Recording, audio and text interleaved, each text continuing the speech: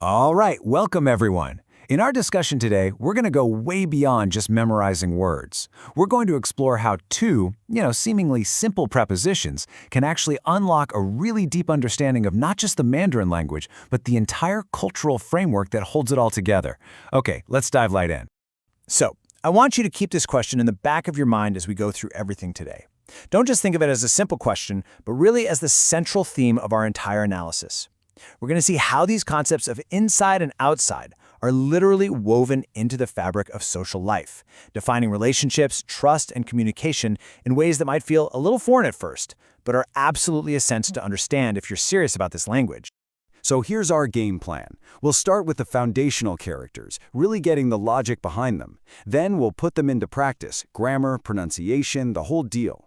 After that, we take a really big leap into the cultural nuance, which, honestly, is the heart of what we're talking about today. And finally, we'll wrap it all up into a practical takeaway that you can actually use out in the real world. All right, let's kick things off with section 1. I'm a firm believer that to really, truly master a word, you can't just memorize it. You have to understand where it came from. And Chinese characters, they aren't just a random collection of lines. They are pictures. They are ideas packed with history. So let's deconstruct the building blocks of inside and outside. Okay, so here they are, side by side. Li, that's L-I for inside, and Y, Y-A-I for outside. Now, on the surface, they're just simple opposites, right? One means the internal, the known, the familiar. Think of a home, a village. The other means everything else, the external, the unknown, that space that exists beyond your immediate world. But this split, this opposition, it's not just about physical space. It's so much deeper. It's psychological and it's social. And this idea is the key we're going to be using all day. Okay, now let's break down Li. This is where things get really cool. Look at the pieces it's made of. Up top, you've got Tian. That's the character for a field. You can see the grid-like plots of land. And underneath it, you have Tu, the character for earth or soil. So what story does this character tell? Well, it paints a picture of the plots of land, the earth that a community lives on, all contained within the boundaries of a village. So it naturally has this feeling of place, of belonging, of a safe, defined interior. And then you have Y, which is just a perfect contrast. Let's take this one apart too. On the left side is Shi, which means evening or dusk. And on the right is Bu, which is actually a picture of the cracks on an oracle bone that were used for divination, for telling the future. So what's the story here? The outside is tied to things that happen at night, in the dark, things you need to use divination to figure out. It's the world of the uncertain, the unknown, and yes, the foreign. It's not just physically outside. It's conceptually outside the realm of what's clear and familiar. So, we've got the foundation. Now let's move into section 2 and actually put these characters to work.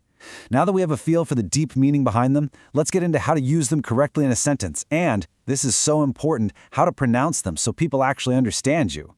This is your bread and butter sentence structure right here. And it's super logical. You start with your subject, the thing you're talking about. Then you use the verb 在, which basically means to be at a place. After that comes the place itself, a noun, like a school, a house, a backpack. And then, at the very end, you just tack on li, or Y, to that place noun to specify whether it's inside or outside. All right, let's listen to a super common, everyday exchange. I'll read the first part. I want you to really listen for that questioning sound at the end. 你的书在哪里? 你的书在哪里? Now here, 哪里 means where, and you can even see our character li is already part of that word. This is a question you will use all the time. And here's the answer. Listen to how clear and direct this sounds. 在书包里. 在书包里.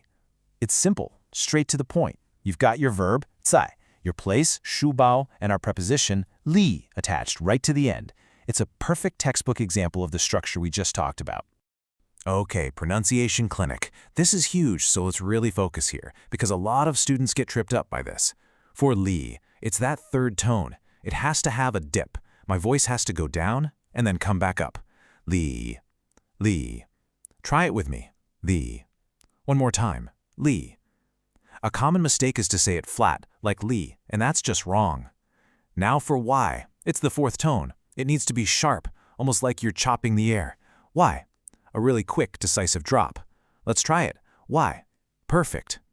Now the tricky part, putting them together. If we just say zai li, you have a fourth tone, then a third, zai li. You gotta practice that flow, feel the sharp drop, and then the dip.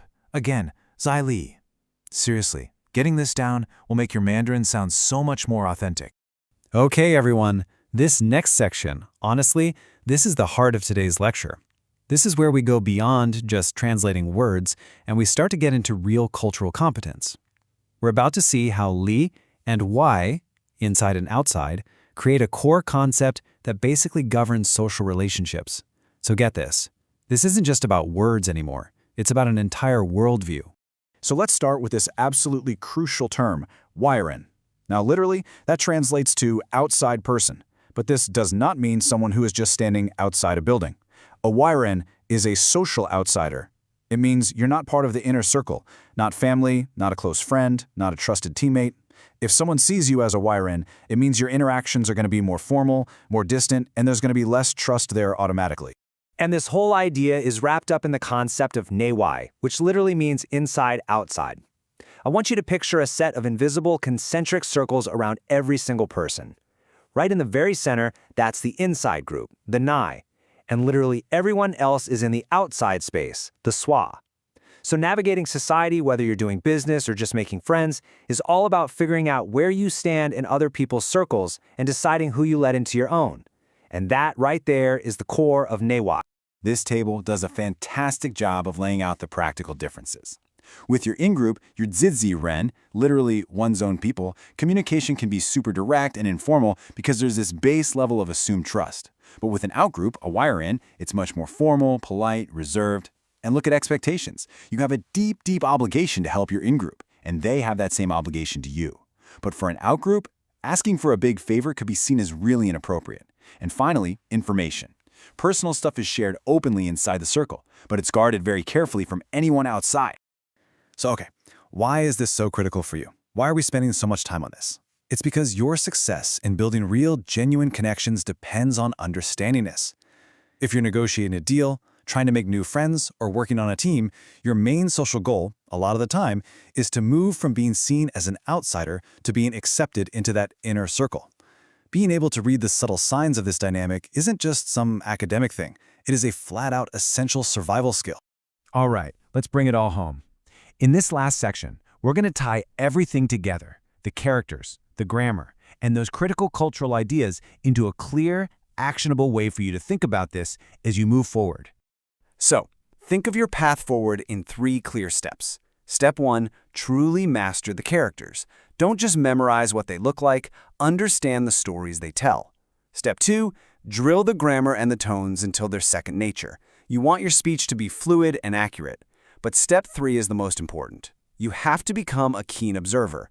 Watch how people interact, listen to how they talk to each other, and consciously use your understanding of neiwai to build trust and hopefully turn yourself from an outsider into a trusted member of the group. That is how you truly go from just learning a language to understanding a culture. And that brings me to my final question for you.